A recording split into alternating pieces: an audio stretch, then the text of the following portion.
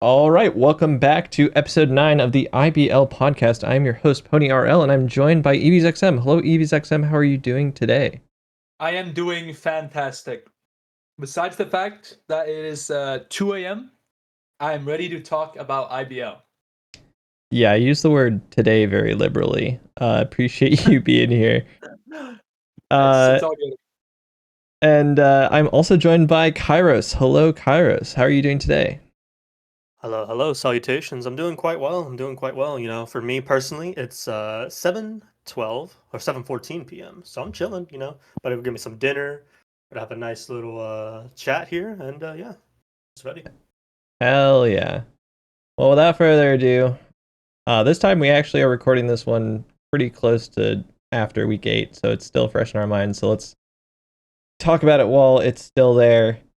First game on our schedule, we had the Arcane taking down Femme Fatales. I mean, just looking at this game, it's pretty clear that Arcane kind of just dominated the whole time. 8-0 is no joke, especially against. Fem's not been having the greatest season, but Arcane Fem only managed to get 4 kills in the 8 rounds, which is pretty impressive from Arcane, just dominating the whole thing. Yeah, so for the Arcane, I do agree. This is a very different roster. I think this roster has been changing quite a bit, but they did very well this game. And Femme Fatale's roster, I think definitely right now at this point, Femme Fatale's is, I think, done for the season. But again, the Femme Fatales do have some great players like Hasby and Caution Tape, so definitely for sure a good win from the Arcane. All right, moving right along, we'll get into the second day of week 8 on Tuesday. Had 4 B League games in a row. First one, we had Eclipse taking a loss to the Donut Droppers. All right, so Eclipse versus Donut Droppers. This was a definitely close game, especially from map 1. You had Eclipse dropping only dropping 1 round in map 1. Map 2, Donut Droppers stepped it up a little bit. They came back. They won map 2, and then map 3 was just full sweep by the Donut Droppers. I think Donut Droppers just began to. Well, honestly, I think the map pick for the Donut Droppers was just a perfect map there for them for graffiti. This game, is definitely a thrill to watch. Eclipse took an early advantage, beating. They beat Donut Droppers on I think their best statistical map, which is quite impressive. But Donut Droppers managed to take that loss and make a comeback at map 2, and then they just took over on graffiti and just fully abused the middle.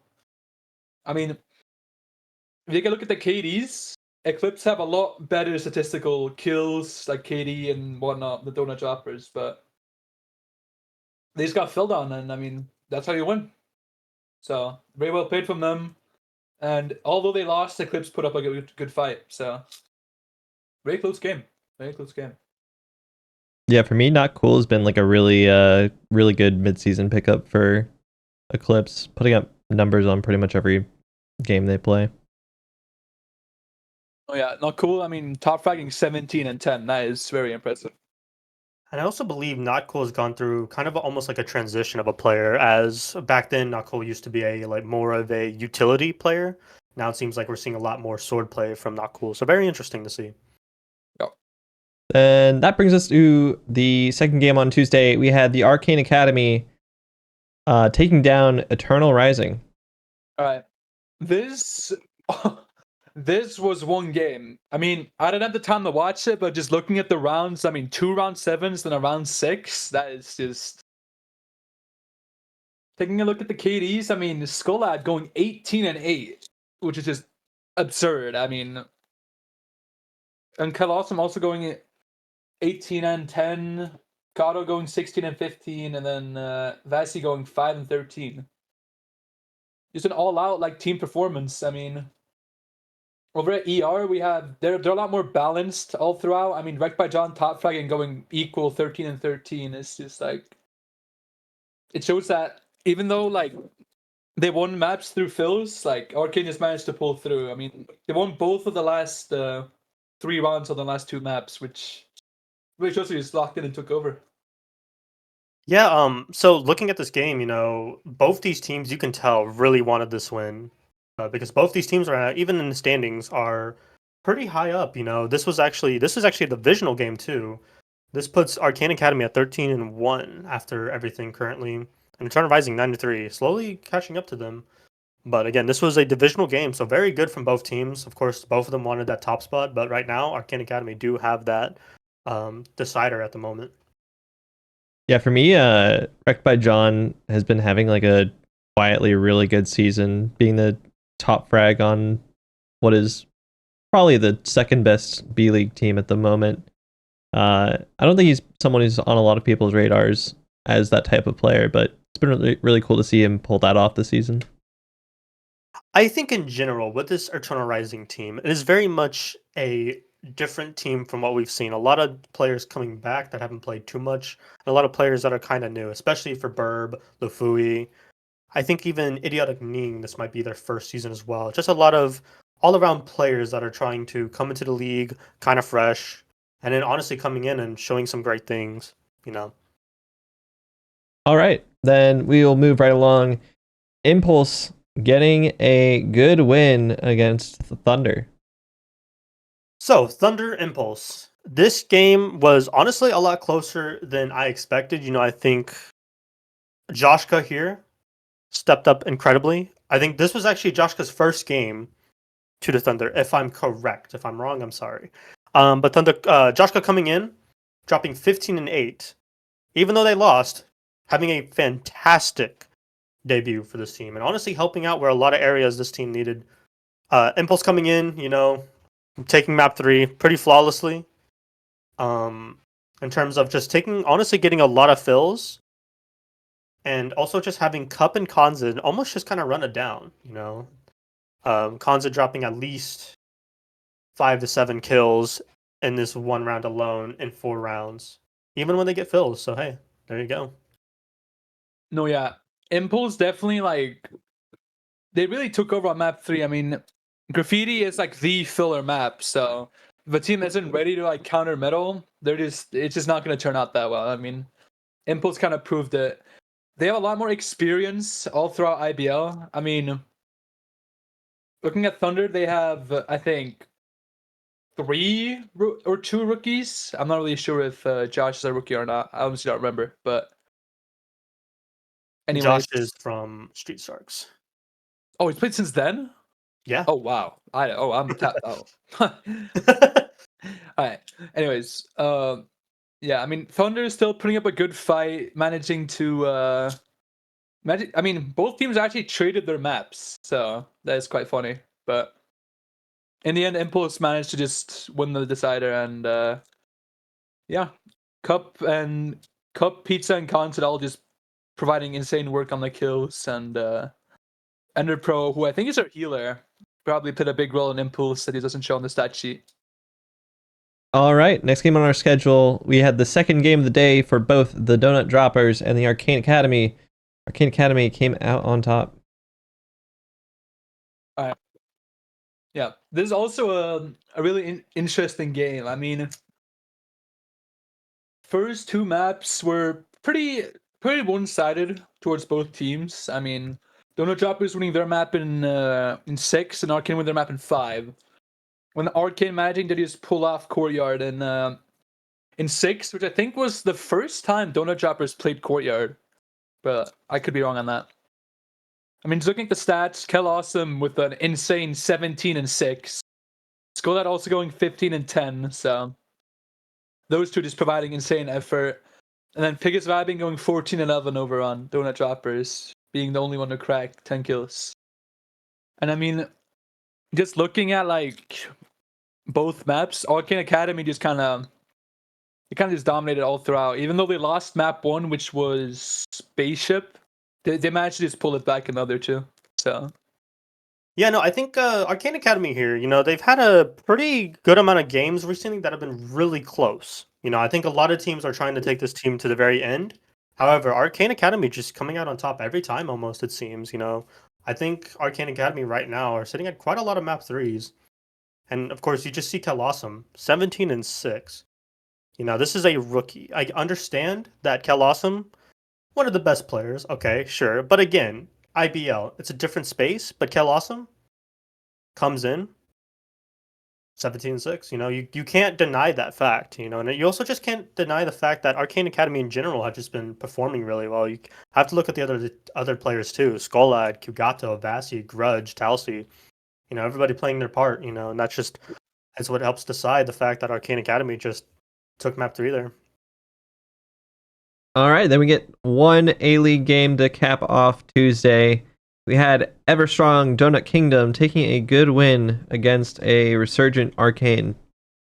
Looking at the game, Donut Kingdom were the obvious favorites going in. I mean, sweeping Arcane on their own map is a good start off, and then winning the other one in 6. Looking over at the stats, I mean, ironically, myself going 13-4 as the top frag, Bamsey going 9-3, Gong going 8-3, and Brunted going 6-5. And then over at Arcane, I mean, even though they only won 2 rounds, Names managed to go 6-9, and Tipo going 4-5 as the 2 top frags.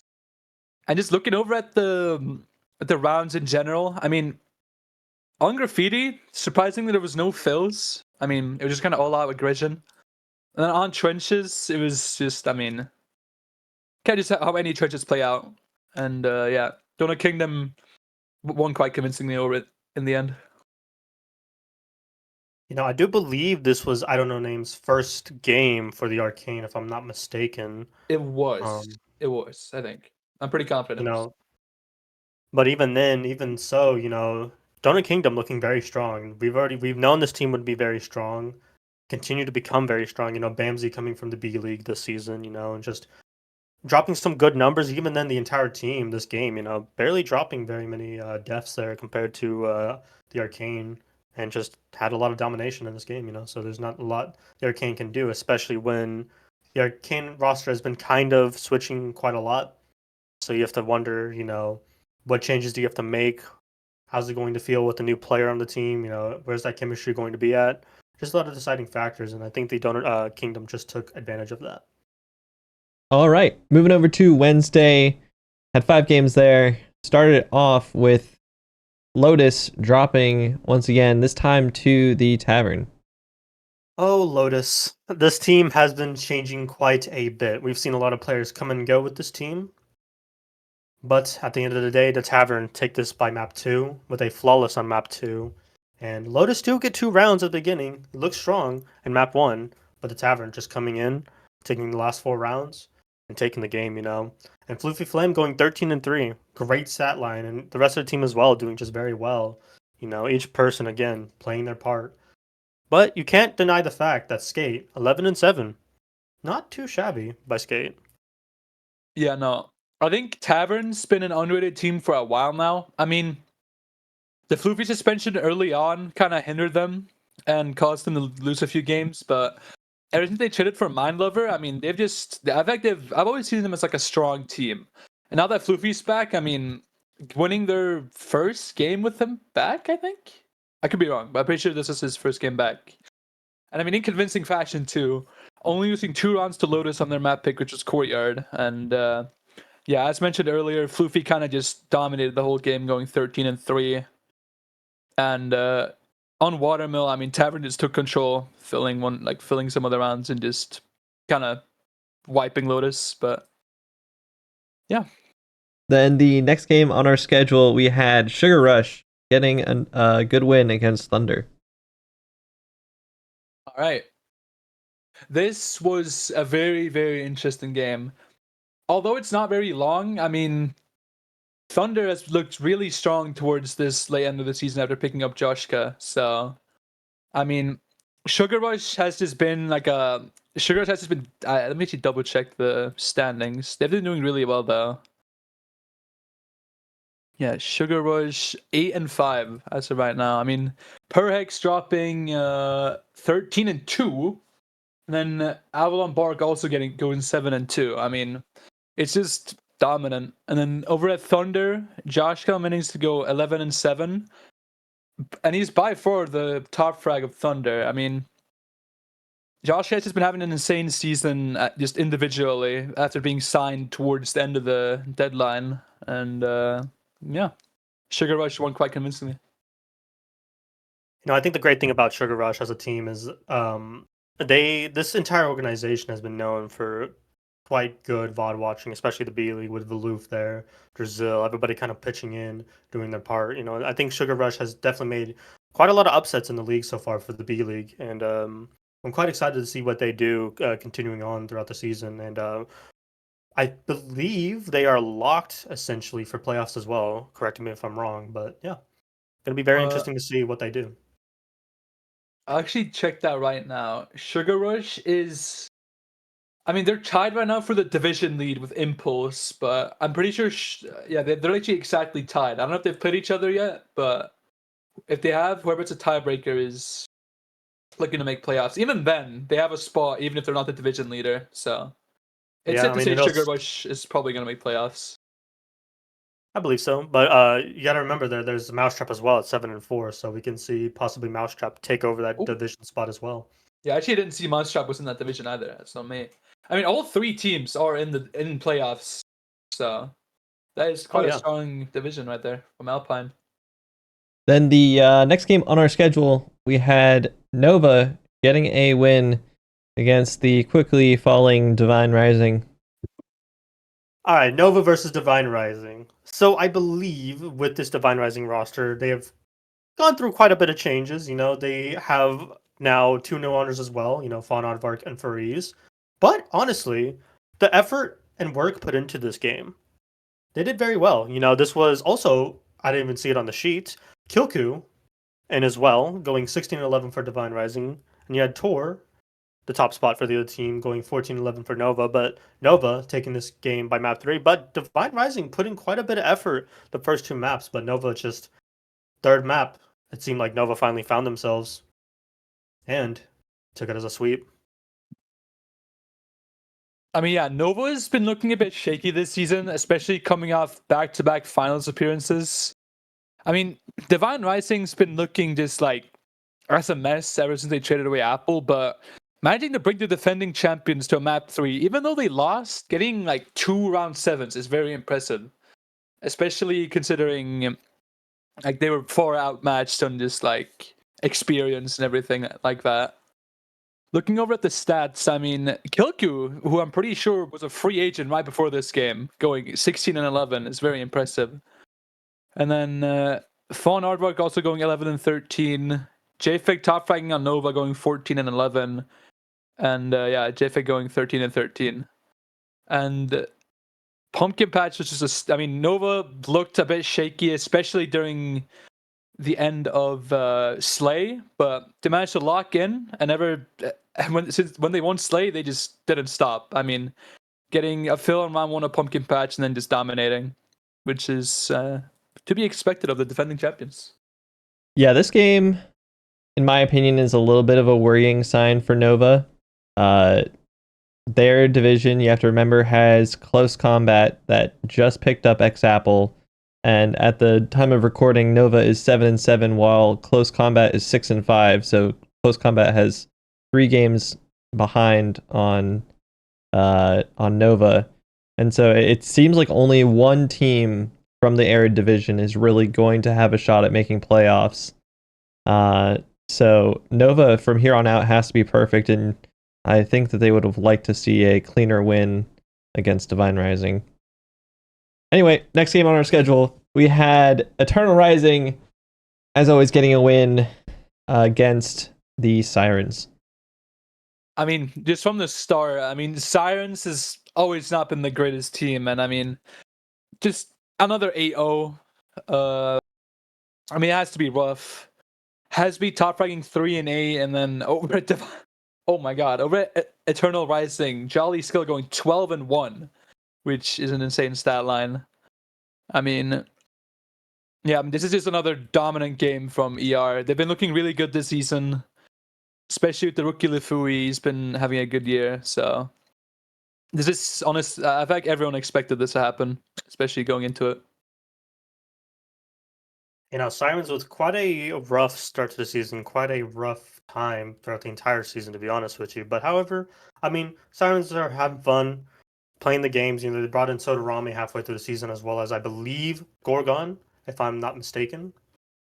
But it seems like from the management, everything we've heard, Sirens are still having fun. They're in there enjoying it. But you got to look at Eternal Rising. They took this game. They didn't take any slack. They went into it fully confident. And it shows, with Jolly Skill, again, like you said, 12-1. Ridiculous stats. Absolutely insane. But hey, this Eternal Rising team, excited to see what they do. Well, I talked about cleaner wins, and to close off Wednesday, Nova did get just that against a very strong team, their opponents, the Tavern. I mean, this is a very, very good win for Nova. I mean, like I said before, they've been very shaky this season. I'm pretty sure they have a negative record as of right now. So defeating a strong Tavern team is very good. I mean, winning map 1 in a sweep is always a good feeling. And then managing to win Spaceship in 7 as well. I mean, looking over at the stats, Cool top fragging 10-4. And then the rest of the team all being positive or equal. I mean, it's just all out dominance. And then over at Tavern, everyone having 4 kills. And then, yeah, Manlover being the top frag with only 3 deaths as opposed to everyone else. It's just a really good performance from Nova overall. And a win they really needed, I feel like. Yeah, I believe this game for Tavern was definitely a must-need win for them to continue their stats just a little bit. However, Nova just coming in, showing that they're still here, showing that, hey, we are the defending champions. We still can win games. And it shows, Cool going 10-4, like you said, it's just great game by Cool and great game by the entire team, finally stepping up a little bit more, We've kind of seen Nova, again, struggling a little bit, but this shows that, not everything's lost just yet. All right, then, moving right along, we got Thursday. Just to chill 2 games on Thursday before we get to the bulk of the games on Friday, Saturday, and Sunday. Start off in the B League. We had Fistfight, who have had a good resurgence recently, getting a win against Donut Droppers. This game was not what I expected. Fistfight coming in with Doggin. I don't believe Packers was here, but Doggin just coming in, going 13-11. And the entire Fistfight team in general just locking in, all dropping a lot of kills, all being able to pretty much contribute to the team. And there they went. Map 3, losing map 2 pretty convincingly, but coming back into map 3, not looking good for them. But all of a sudden, Fistfight continues to get 4 rounds in a row, taking the game. Yeah, I'm pretty sure this was Fistfight's first win, or at least the first win in a while. I mean, especially beating Donut Droppers, who actually, I don't know if they're not division rivals, but yeah, I mean, getting a win against a team like this in 3 maps is always going to be a good feeling. And especially recently, I mean, this is just the start of the comeback for Fistfight. Looking over at the stats, I mean, yeah, Doggin, Landon, Dudachu all being right next to each other, neck and neck, basically equal in every stat. And over at Donut Droppers, I mean, Pig is going 17-9 in a loss. Has to be a bit unfortunate, but really shows it's a team game after all. Especially going up 2-0 on Slay and then Fistfight managing to just bring it back has to be heartbreaking. But hey, that's just how it happens sometimes. And yeah, Fistfight looked very good in this game as compared to the other ones. So, very good for them. Yeah, Fistfight really seems like the last team in B League that can maybe make a push to get a playoff spot in the B League. 5 and 6, still a lot of games to play. The rest of the teams only really have 2 or so games to play or less. So I think this is the last gasp for any of the teams that are not currently in playoffs to make it. So good for them to get a win here. And potentially shut down Donut Dropper season. Yeah, I mean, sorry to butt him, but I'm pretty sure Fistfight's won at least 4 out of their 5 games just in a row, which, I mean, if they make the comeback, it'll be a crazy one. So, very excited to see how that plays out. And I do believe, I don't know if it was mentioned, but this could actually be the deciding factor. If Fistfight can continue to win games, they could be the deciding factor of what happens to Donut Droppers for playoffs as well. All right, then moving right along, last game on Thursday, we had the Arcane getting another win against poor old Divine Rising. I mean, again, Arcane taking on Divine Rising and just winning very dominantly. I mean, this is a big step down for Divine Rising after taking Nova to a map 3, but I mean, Arcane's shown some signs of greatness after signing Tipo and Names. So, yeah, I mean, very good win for them still, even though Divine Rising's quite underpowered. Looking over at the stats, I mean, Boilera going 11-3. He's been a really good rookie for Arcane. And, yeah, El Tipo also going 9-5. Koji right behind him, 8-6. Yeah, very good win for Arcane. Yeah, this is a very strong win for Arcane here. Arcane looking to grab some more wins before the closing time for playoffs. Because right now they are quite on the fence if they can actually make it to playoffs or not. They are very much looking for as many games they can take as possible, and this was a great game for them to just essentially take from Divine Rising. Divine Rising having quite the rough, season, but again, they showed some heart. Aximize going 8-7, staying positive. But again, Arcane looking just continue to take games and hopefully make a playoff spot. Moving right along on to Friday, we start off our 7-game streak with it going from bad to worse for Divine Rising against Party Animals. My A-League has quite the history with this team. Party Animals, a big team, I think, that is being underlooked currently.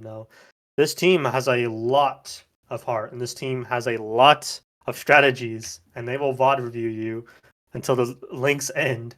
But again, Divine Rising just not being able to take a round against this team, and Party Animals just taking this team, just taking the game, and pretty much flawlessly, Bigfoot going 8-2, Ciano having a 7-0 game, just everybody just playing their game, playing it calm, playing it collected, and Party Animals just win it.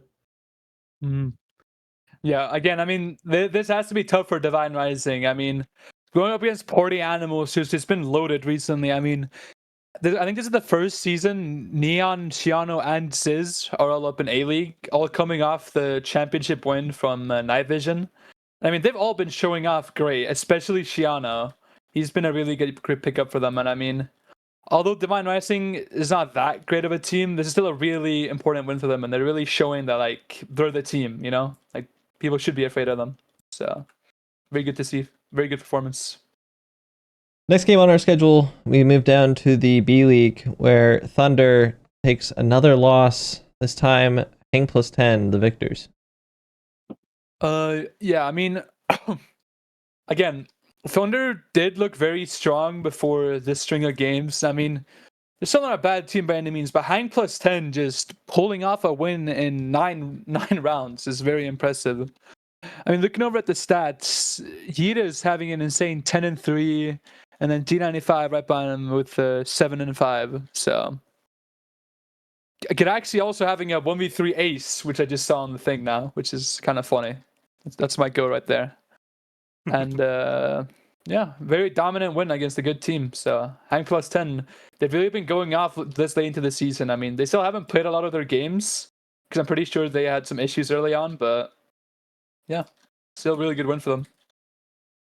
Yeah, I think Hang plus 10 definitely has a very interesting roster. Aegitus coming from, I believe, Impulse, not having a lot of playtime, to now being here, being a top frag, and then also D95, I believe, retired last season, but came back, dropping 7-5, and just in general, this team having a very interesting combination of players, Zolved, HE Smalls, Jadaxi, my goat.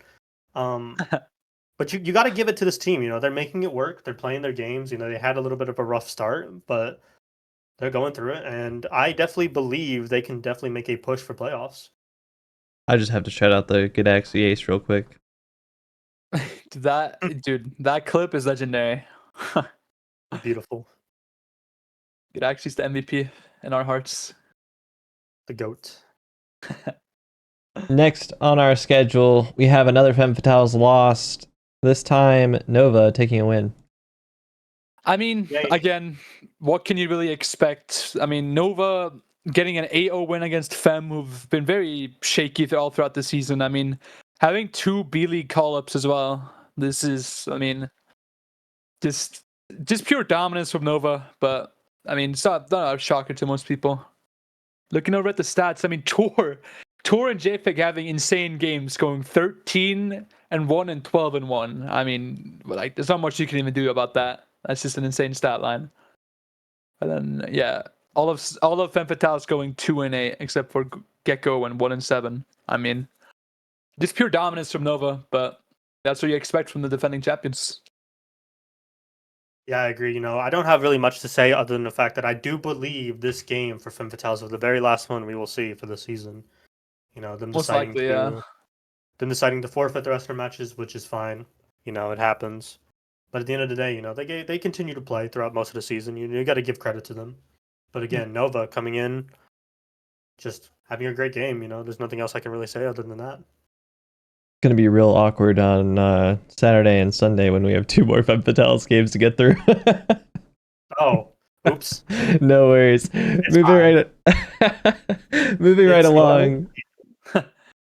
We have Arcane Academy getting a good win against Goth Money, who have really been having a good second half of their season.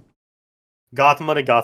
Man, this team, I've been kind of rooting for this team. I have my own B League, of course, but this team is another team. I've secretly been like, I know this team can do well, and this team gave Arcane Academy quite the fight. Arcane Academy taking it to map 3, Goth Money taking map 1 pretty almost convincingly, only dropping 2 rounds, but Arcane Academy starting to begin to step it up in map 2, and in map 3, Goth Money only being able to grab 1 round. But again, you see just the stats from Arcane Academy with Kel Awesome, 15-6, and I believe, Kel Awesome just going 15-6 and just having a great game. The rest of the team as well, Skola had 12-10, Gato 12-11. But you have to give credit to where credit's due, and that's where Kipler's comes involved. I think Kipler's 14-11. Kipler's has had an amazing season. This guy I definitely think could be in the talks for MVP. If that's a crazy take, I'm sorry, but I do agree. Kipler's has been doing really well this season, especially with a new team. Has to understand the new chemistry. But again, Kipler's could be looking for MVP. We'll see. I definitely agree that Kipler is an MVP candidate, but at the same time, I mean, Kel Awesome's just been having an insane year all around. I mean, him going 15-6 in this win and winning, I mean, there's not much more you can say about that, really. Like, although Goth Money managed to win their first one, Arcane Academy just locked in and won the next 2 maps, both in 6. Actually, sorry, one of them in 5, but yeah, Goth Money's making a push this late into the season. They were just kind of like mid at the beginning, but now they've just been making they've went on an insane run. And I mean, losing to a team that's 13-1, I mean that especially in a good fight like this, that can't be that demoralizing. So although it ended up in a loss, Goth Money did put up a really good fight, and I mean, Arcane's just looking to dominate even more, like they have this season. All right, next game on our schedule. We have a crushing loss for the Tavern versus Ultraviolet. All right. I'm pretty sure this was the game that knocked Tavern out of playoffs. I could be wrong on that, but I'm pretty sure. And I mean, it's just rough. Losing both maps in 6. Putting up a good fight still against Ultraviolet, who's been honestly kind of all over the place. I mean, ever since Rodan retired and they traded for Pokemon Master, they've just been, everywhere. But taking a win against Tavern's always good. And looking over at the stats, Sherpa going 12-4 as the top frag, and then the rest of the team is looking really balanced. And Floofy going 9-9 for Tavern, being the only one going positive. I mean, Ultraviolet just kind of had control the entire time, pressuring middle a lot on Watermill and just winning Tavern's map pick. And then over on Courtyard, they just kind of kit swapped around and just bullied Tavern. But hey, that's just how Ultraviolet is. They're very strat heavy, and they really showed it off this time. Yeah, no, Ultraviolet is definitely made up of a team with quite a good amount of people who know how to do strats. Sherpa, Gizzy, Pokemon Master. I don't know about Prince. I'm not going to say anything on that. But this team has been going through ups and downs. Ultraviolet has definitely had some sad things happen to them, some good things happen to them. And you know what? I'll tell you what, Sherpa fighting for his Esther status still. He's got to fight for it, and this game shows that he's still going for it. 12-4. There you go. All right, closing us out on Friday, we have 2 B-League games. First one up, Thunder taking another loss, this time against Serpens.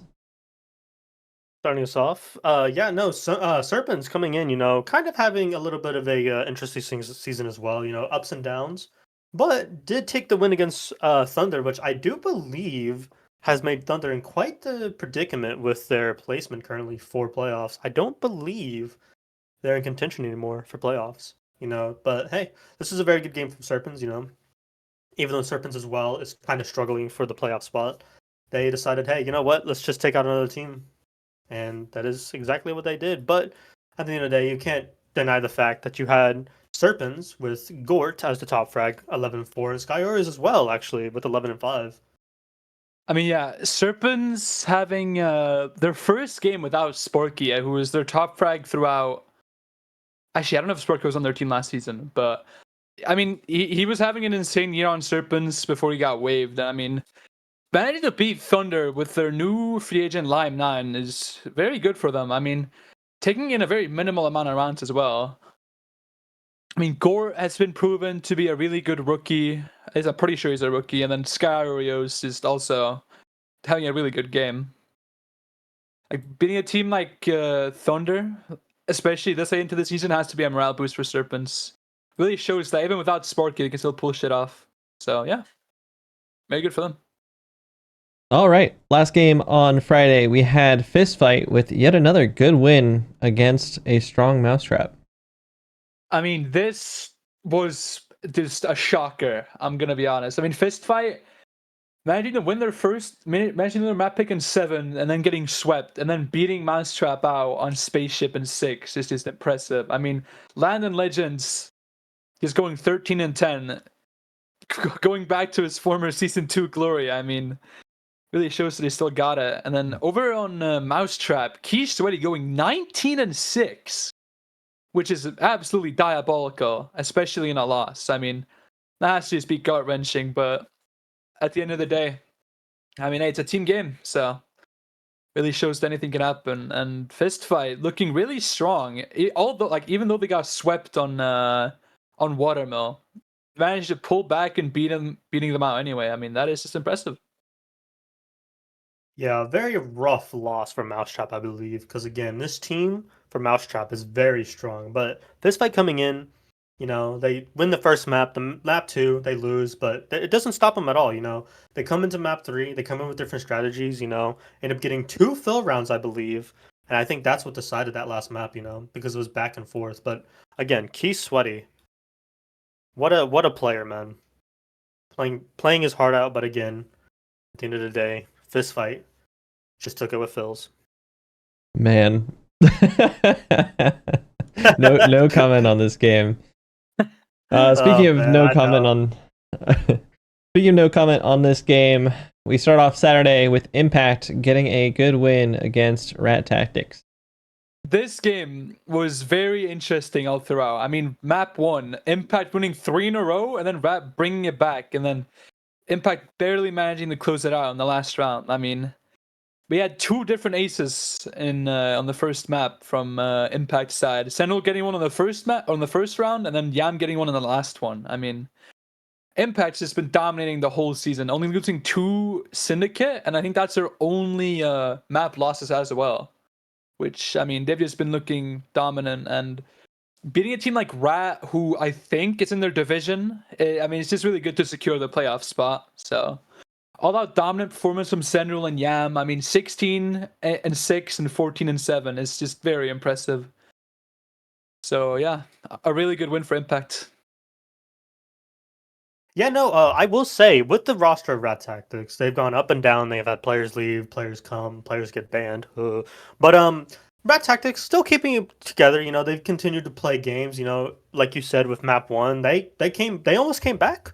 And that's especially impressive with the team that is right now 12-1, which is ridiculous.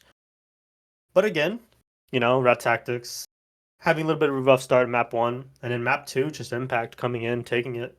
Zenroll 16-6. Zamsabag, Delano, Revolvers, all of them playing their parts. And you gotta wonder, Zenroll What a player as well. Playing very good this season after taking a little bit of a break, coming back saying, I'm still here. I'm still ready. They're ready to play. So, yeah, Impact looking, again, very strong. We'll see them definitely in the playoffs, locked. All right. Well, that's not the last we'll see of Rad Tactics that day. But moving along, first we have Tavern taking another tough loss to Party Animals. Party Animals, again, just coming in, map 1, having a little bit of a rough start, get the first round, but lose 3, but coming in and taking the reverse sweep, 3-1, the scariest lead. And again, map 2, just taking the map completely. I think they began to understand the ways of the Tavern and just came in the map 2 and just took it home. Bigfoot going 11-5, Sienna going 10-5, Something Neon 10-7. Just great stats all around from the Party Animals. And Red 2, honestly, having quite a good game as well, 7-4. Pretty good from Red 2, but at the end of the day, Party Animals just take it. I mean, yeah, Tavern again taking a devastating loss to Party Animals after going up 3-1 on Spaceship. I mean, Bigfoot acing the first round in the first map is always a good sign for Party Animals, and then they managing to pull off the comeback and then just dominating Slay is always a good sign for them. I mean, Party Animals has been looking really good into the season. I mean, they lost Sizz for a bit, and I don't think he played this game. No, he did not. But yeah, I mean, it's still a really good win against Tavern. Bigfoot having a really good game as well, like you said, 11-5.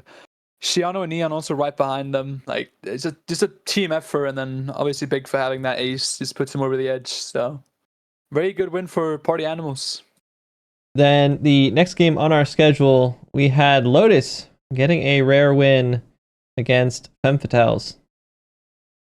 Is that the next one? I don't believe it is. It's not on my schedule. Yeah, it's Tavern versus Riptide. Did it get recorded? No, maybe it got canceled. I think the game. I think it might have been. Oh, Yeah, the game got recorded. The game. game got scheduled and then canceled, and then they just gave it to Lotus, I think, because them just forfeited. Oh yeah. Okay, well we'll skip over that then. Yeah, we'll skip that one. I was right. It was the last game for them. You were shit. Now I gotta cut that part out. Fuck. Yes. I'm smart. Damn it. All right. To keep both parts in. Think about it. Wait. No. Hold on. No, wait. This is. I might. It might be funnier this way. Listener, if you hear this, maybe. Eevees is the GOAT. Yes, sir. What about me? Whoa, hold on, bro. Hey. If you hear this, Kairos is also the GOAT. There we go. There we go. All right. Getting on to the real next game on our schedule, we had the Tavern taking another loss. Riptide doing well to get this win. All right. I mean, yeah. It just sucks for Tavern again, taking a loss to Riptide. I mean, Riptide's looking really good this season, just having an all-around team, led by Deep, of course, but looking over at the stats, it's really Nudley who shined this game. I mean, 9-6, Celestine right behind with 8-2. So, still a really good win for them. I mean, on Watermill, there was there's actually only one fill, which Riptide managed to take home, and then they just kind of dominated, where are the maps? Slay as well. I mean, yeah, Riptide's just been known for their teamwork and like their strats. Obviously, having Scales now after the trade preseason. Also bringing in Nathan, and yeah, very good win against the Tavern team was looking to make a playoff push. So, very impressive. Yeah, no, I believe this Riptide team is definitely one to watch out for. This team has quite a good team composition. And earlier today, actually, I was talking to Mel about this, but this team has definitely the players that just you wouldn't expect at first, but all of them are kind of fitting the roles. All of them are kind of meshing together very well. And they just took the Tavern by storm. And map 1, map 2, both taking a 6 rounders, only losing 2 rounds each map. Very good round, very good game. Holy shit. Very good game from the Riptide. All right. Then after that, we had Serpentine, who got a very good win against Rat Tactics. Oh, Pony, I'm so sorry, man. It's okay. Serpentine taking this game against Rat Tactics, only dropping both round 6s. But again, Serpentine just taking the game. I believe the maps were Watermill and Courtyard, which honestly is kind of surprising that Serpentine were able to do this well against Rat Tactics, and you also had Key Sweaty come up as a B leaguer come up to the A League for one of their games. But again, OT Kubo just having a great game going 15-6. Luxuries as well going 9-7, and just the rest of the team doing very solid. I will say, although Rat managed to win a few rounds, them having Key Sweaty in for Sirens, which I'm not sure if Sirens just couldn't make it. I mean, that is just having a fragger from B League be the healer call up. I mean, that is just going to cause some issues overall. Especially, I mean, especially on Watermill. Watermill is probably like the hardest map to heal on. So, I mean, it's just to be expected that there be some issues. And then Courtyard still not being like an easy map to heal on, but definitely a bigger, like, definitely a lot easier than Watermill. I mean, Serpentine looked dominant still, just overall. I mean, filling a few rounds on Watermill and then on Court, which I'm pretty sure is their best map. Just, I mean, even though it went to 6 both times, Serpentine looked quite dominant. Especially looking at the stats. I mean, Kubo trying to make an MVP push, looking 15-16. Luxury, yeah, like you said, Luxury's right behind 9-7, and yeah. Still a really good performance from Matt, especially having a B League call up, so don't count him out too early. I just noticed something funny in the stats. Round 6, map 1, Wavo killing Wavo with sword. That's awesome. Wait, Oh, what? wow. Gotta get that fixed. Bloopers. Bro's too good at sword. Wait, where's this? I don't see it. Map 1, round 6. Around 6. Oh, yeah, what the hell? Yeah, there it is. Look at that. I assume they meant they killed Luxuries. Oh, wait. Wait, no, they won't. Wait, why is that there? What? I think probably Wavo died to either Kabelic or Lux. Probably, yeah, probably. Anyway, next game on our schedule, we head down to the B League for Serpentine, over to Serpens, taking a loss to Shinjikeito. Looking at just, I mean, Shinjikeito winning both maps in 7 is quite the game. I mean, Serpents only having 4 players and a free agent signing in Void. I mean, managing to bring Shinjikeito to 7 both times is still quite impressive. Looking over at the stats, I mean, Dirtbolt having a really good game going 13-4, and then Otto's right behind him going 11-4.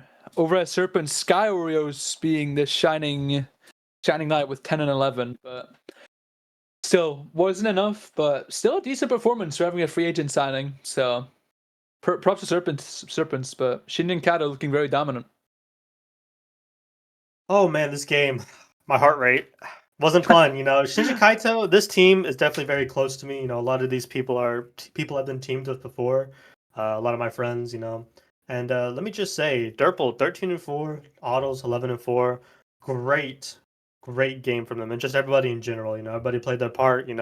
Very close game from Serpens. I got to give credit where credit is due. They played very well as well, but today we had to take it. But as much as we took this game, this day in general was not the best for Shinjikeito, and you'll see later. Well then, moving along, we get to another happy game for Kairos. Syndicate get a win against Tavern, who had a rough week 8. The Syndicate versus the Tavern. This was definitely a game that actually had my heart rate going quite a bit as well. I knew going into this game it was going to be a little bit difficult. I knew for sure Tavern is not a team to underlook at the end of the day. Floofy, Sadays, Mindlover Snom, Red. This team is. I think this team has a very good composition. It sucked that at the beginning of the season, Floofy Flame had to be suspended for a couple games. It happens. Things are out of our control for some people. But let me just say, Fue, 22-7. Dear God, I don't know where this happened. I don't know how this happened, but Fue just came in. He said, "Let's get some stats," and that's exactly what he did. 22-7. Crazy game for him. Fue really said, "Let me lock in real quick." Exactly. I mean, yeah, Syndicate's been having an insane season overall. I mean, like their market plan was what? Just going for Grey, Fui, Cat, and Dirtbolt, and they only managed to get 3 of them. Obviously, Cat going to Lotus, but Fui and Grey have been having an insane season. I mean, as a duo, like, I mean, Fui showing off here, obviously, with a 22 bomb, but Grey also doing quite good, going 10 and 9. And yeah, I mean, although both maps went to 7, like Syndicate was definitely the clear favorite going in. I mean, Tavern put up a good fight, but yeah, I mean, when you have a monster like Fui, there's not much you can do to stop him. So, good game from Syndicate. Yeah, let me just say, Dimmers 4 and 10. Come on, man, lock it. The king. My king. All right, then the next game on our schedule, we had Goth Money getting a good win versus the Shinjikeito. Yeah, Shinji versus Goth Money. I mean, Goth Money managing to win in 3 maps, and basically every map being a 6-sounder. I mean, looking at Kipler's having a strong 19 and 7 performance. I mean, Kipler's has been having an insane year coming off being on Impact. I don't know if it was A League or B League, but he was on that team. Didn't really play a lot, but he's really been showing up this season, really proving to be that guy. So, and right behind him, Hits and Rushi, both going 9 and 6, and Masho and P also picking up 8 and 8. Yuko not playing surprisingly, but over at Shinjikeito, I mean, in 3 maps, all their stats are very split. Every player playing at least 1 map. I mean, McHun top fragging 6 and 2, and then Dirtbolt behind him 6 and 11. Really shows it. I mean, very good win for Goth Money, looking to make a late push into the season, but yeah, Shinjikeito still put up a good fight for what it looks like. So yeah. Yeah, not a lot to say on this one. My team, man, my team.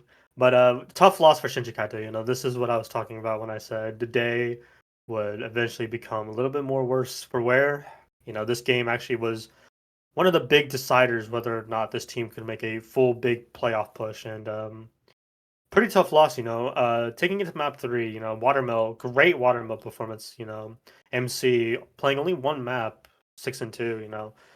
I gotta tell you, man, his range, very good, but overall, again, just not enough. And losing on that last map on Graffiti. All right, then the last game on our schedule, we had a late one. We had Fistfight getting another win versus Serpens. All right. Finally, we get to cover this game. But yeah, Fistfight, I mean, losing the first map in 7 and then just dominating, winning 8 out of the next 9 rounds. I mean, very impressive. Land and Legends, again, 19 and 7. Very good performance. Dudachu right behind them, 16 and 8. Very, very good performance from all of Fistfight. And then Skyro's again top fragging Serpens, going 10 and 13. But I mean, it just wasn't enough. Fistfight kind of just rolled them over on the more melee heavy maps. I guess Graffiti kind of can go either way, but on Watermill they just kind of got filled on a little bit. So, but after that they just locked in, and yeah, very good win for Fistfight, especially when they're looking to make a playoff push. So Fistfight making that big playoff push, you know, finally getting some round wins in, you know, kind of reforming the roster. Landon Legends, of course, 19 and 7. This guy is an A League champion. What is he doing in B League? But you know, again, just ended up being quite a rough start, but then dominating. So hey, good round for a good map, good game for Fistfight. There we go. All right, then we are finally at our last day of week 8. Sunday, we had 6 different games. Started off in the B League, we had Impulse taking a win versus Eclipse. Very good win by Impulse here. You know, looking to get some more wins in the book. You know, looking to continue their run as the top spot of their division.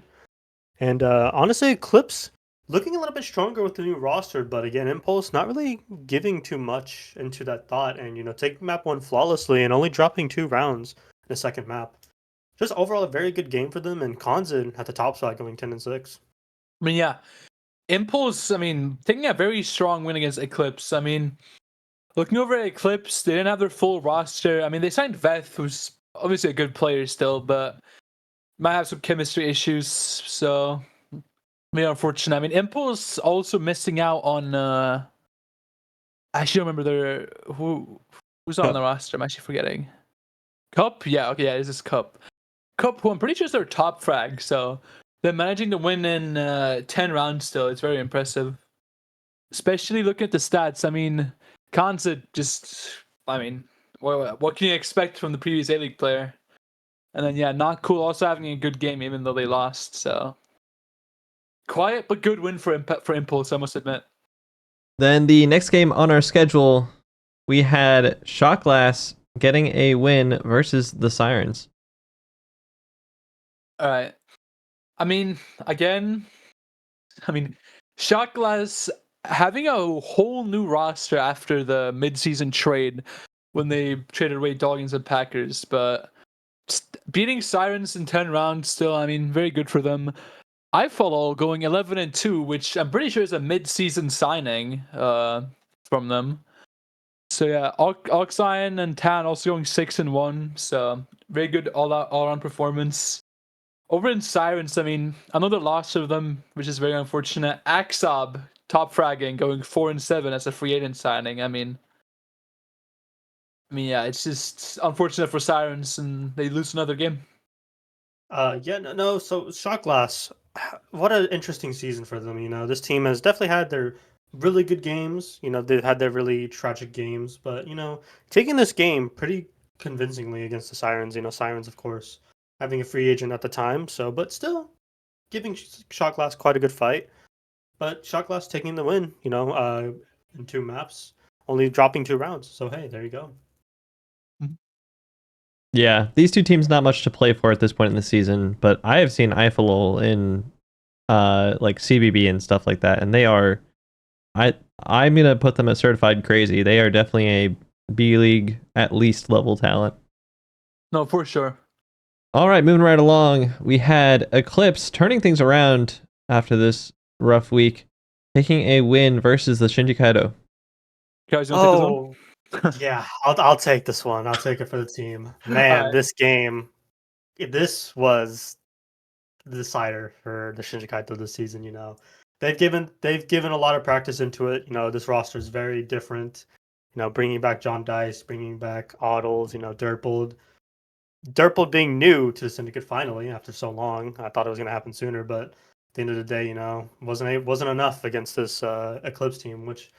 Eclipse had quite a rocky start as well, you know, but they had a pretty good game this game. You know, we did as well. You know, everybody fought hard, but at the end of the day, map 3, Eclipse just taking 3 rounds consistently at the very end and just overwhelming us. But again, everybody just putting their all into it. You know, Hands 14-13, Carter 14-9, Dolphiny 7-8, and then you have Not Cool 14-11. You see everybody in general put as much as they could into this game. You know, but at the end of the day, it ends the season for Shinjikeito. Mm-hmm. No, yeah.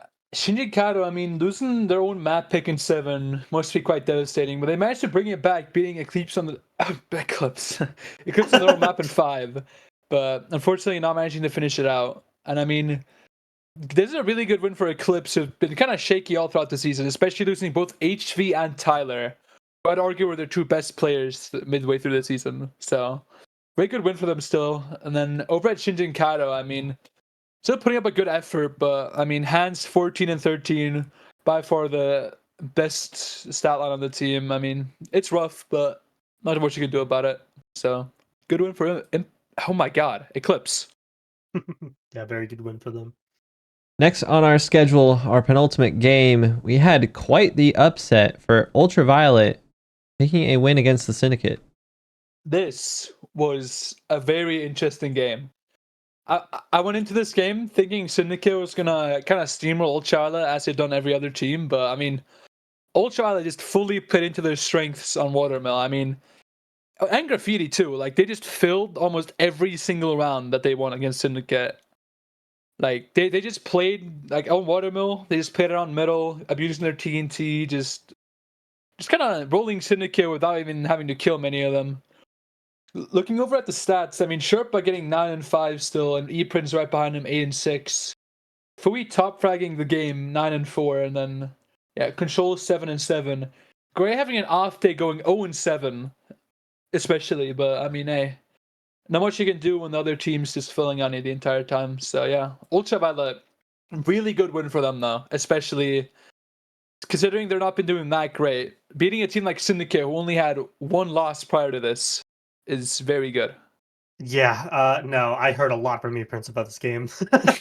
No, this game was definitely interesting to say the least. I don't want to go too much into it because let's just say the Syndicate were not really locked in. Cough, cough, dimmers on Roblox 5 minutes before the game. But no, very good win from Ultraviolet. You know, they played very well. You know, Sherpa 9-5, of course. The OG from the Syndicate just had to come and beat us. Come on now, man. What did we do to you, man? But no, very, very good win for the Ultraviolet. Deserved. Then that brings us to the last game of week 8. We get a B-League game to finish us off. We have Hang plus 10 taking down the Shinjikeito. Man, this is just like torture to me, isn't it? Yeah, bad week to bring Kairos on. Loss after loss, man. I think this has possibly been one of the hardest weeks as an owner I've ever had. But no, Hang plus 10 versus Shinjikeito. I personally did not get to watch this game very much. I was at work. I have a job. Yuck. No, but again, the Shinjikeito, they knew their season was over, so they went into this game. Not sure how prepared they were. I know they had their maps. I know they were ready to do what they had to do. But again, just a pretty bad upset. Dissolved, of course, going 14-5, D95, 10-7, all of Hang plus 10 just playing very well this game and us not really being there at that point. But again, fantastic win from Hang plus 10. The Shinjikeito were still looking for their own.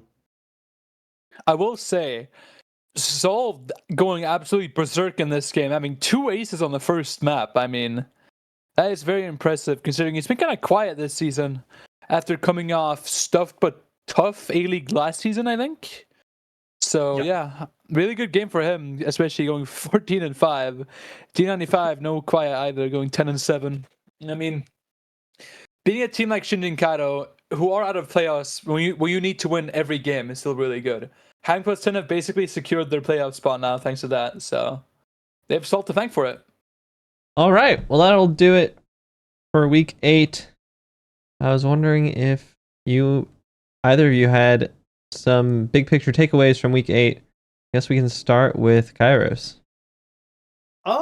So honestly, with week 8, I think this is the beginning of where we're seeing Fistfight have a true beginning of a playoff push. You know, this is a team that has gone through ups and downs. You know, this team has had to change a lot of what they've been wanting to do, but now with the addition of Doggin and Packers, and I also believe a little bit more of a leadership change as well in the team, you start to see them winning a lot more games than they were at the beginning of the season. You know, so a very good team to be looking out for, as well as Goth Money. You know, this team came into the season looking like the same from last season, which last season was pretty tragic in a lot of cases, but coming in the season, not afraid and just shocking a lot of teams. You know, I think they have shocked me as well, but at the same time, I knew there was a definite potential for the team, you know, from Hits Hunter to Mastron, from Kipler's, you know, there's huge potential for that team to do very well and go very far in playoffs, you know, sitting comfortably at their top spot of division.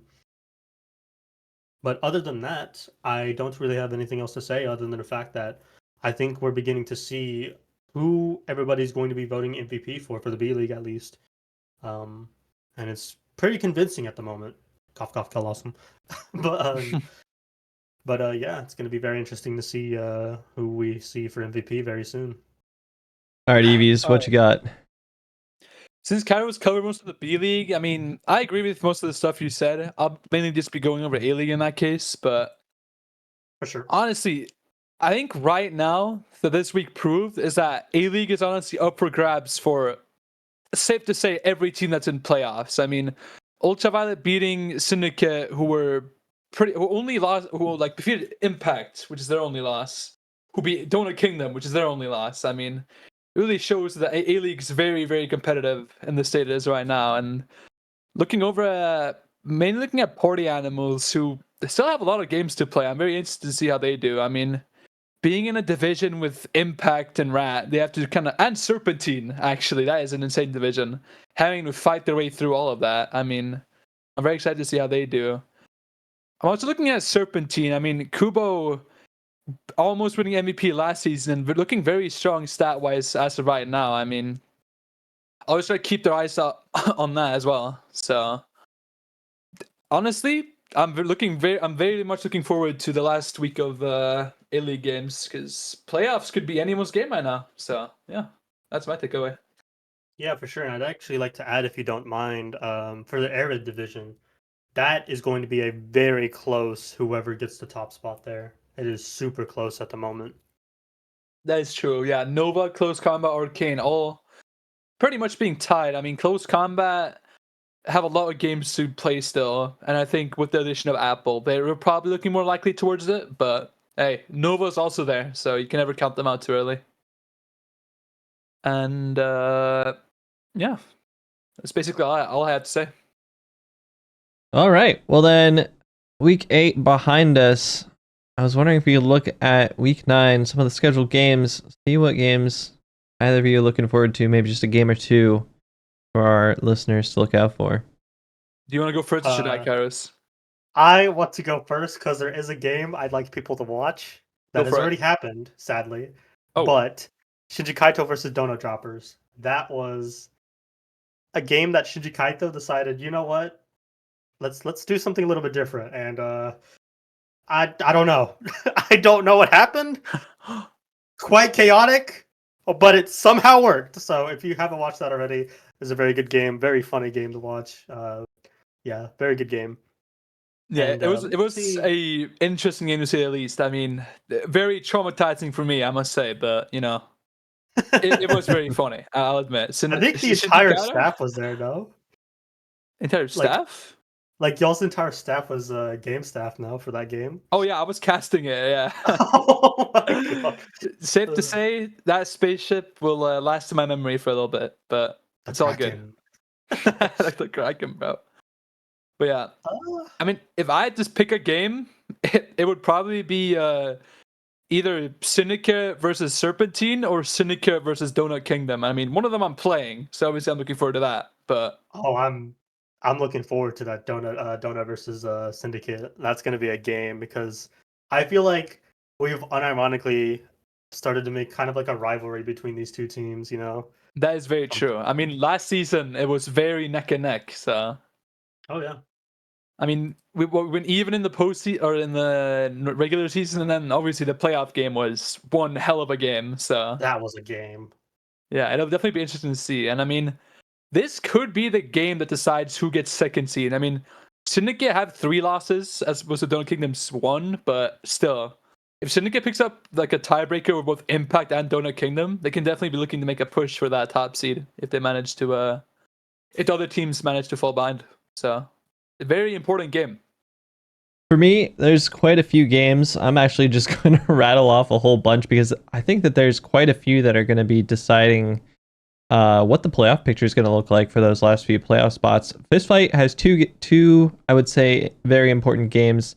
Tomorrow, as of recording this, they play Impulse, and then the day after they play Hang Plus 10, which those are going to be 2 hard-fought games for Fistfight. So those 2 will be very interesting to see how they will do. And then over in the A-League, because I think that's only really the only B-League team that has a real shot at making playoffs at this point. And then in the A-League, we have Arcane versus Syndicate, 2 kind of bubble playoff teams. Serpentine Party Animals, again, 2 bubble-ish playoff teams. And then Party Animals UV. If UV loses this, they're pretty solidly in playoffs right now, UV, but they are in the 8th spot.